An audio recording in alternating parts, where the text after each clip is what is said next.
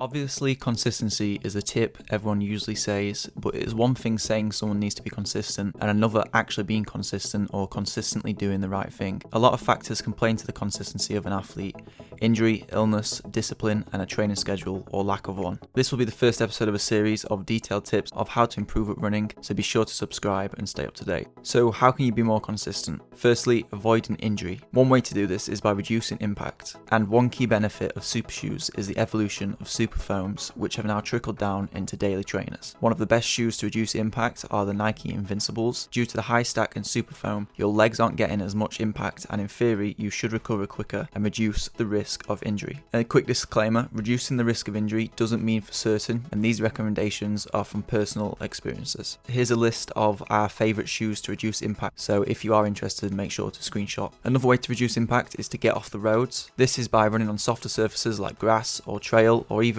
most treadmills nowadays. That is again just to reduce the impact your legs are getting, which they would be facing if you were running on a road. The next way to be consistent and avoid injury is recovery. Recovery helps repair the body, so in theory better recovery should improve the avoidance of injury. Sleep and nutrition are the two key aspects of recovery. A general rule of thumb is to try and have 8 hours sleep a night and ensure you have a balanced diet and stay hydrated. Specifically for runners, carbohydrates and protein need a greater focus. This also connects to a major issue within running, which is the focus on optimizing weight. Yes, on paper being lighter makes you more efficient, however this can sacrifice strength as well as cause the body to break down. Morgan McDonald in one of his YouTube videos is shown to have his body fat tested to ensure he wasn't too light during training. A much greater focus needs to be on health and strength over weight. Recovery can also play a role in improving consistency in workouts by an athlete feeling fresher. There's nothing worse than doing a workout and having flat, tired legs. One specific recovery method is increasing blood flow. This can be done through low impact easy cardio such as cycling, swimming or running on a softer surface. There's also many recovery tools out there which can increase blood flow such as recovery boots and electric impulse machines. Consistency can also be influenced by an appropriate training schedule. It can be tempting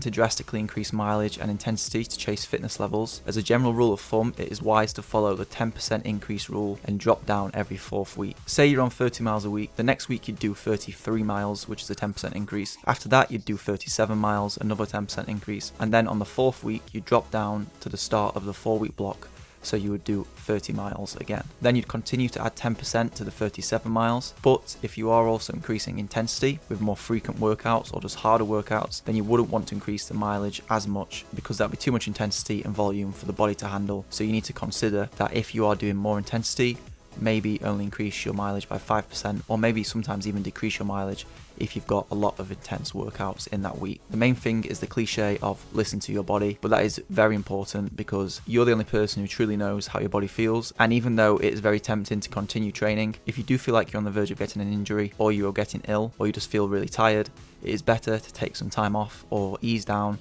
than be injured and be out for weeks or even months.